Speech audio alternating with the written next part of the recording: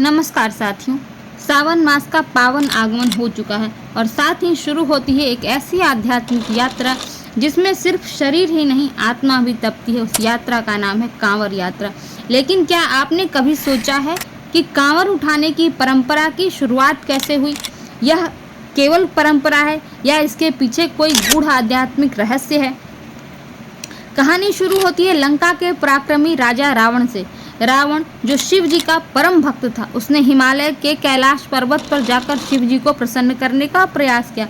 मान्यता है कि रावण ने गंगाजल कांवर में भरकर लंबी यात्रा कर शिवलिंग पर अभिषेक किया।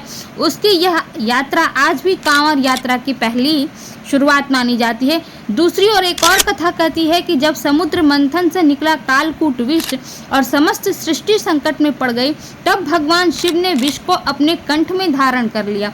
देवताओं ने गंगाजल से अभिषेक कर शिव की ज्वाला को शांत किया। तभी से यह परंपरा बनी कि शिवलिंग पर गंगाजल चढ़ाना शिव को प्रसन्न करने का श्रेष्ठ उपाय है।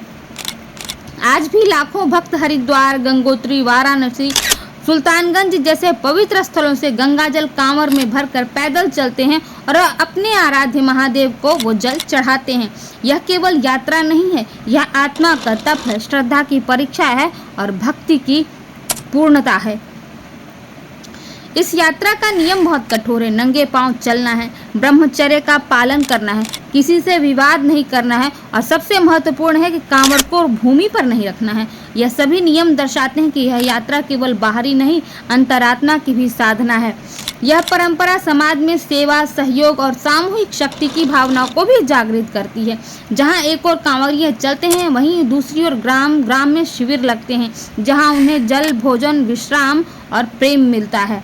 जब कांवरिया जल लेकर शिवधाम पहुंचता है और गंगा जल को ओम नमः शिवाय के उच्चारण के साथ शिवलिंग पर अर्पित करता है, तो उस क्षण केवल जल नहीं चढ़ती है उसकी आस्था, थकान, भक्ति और विश्वास।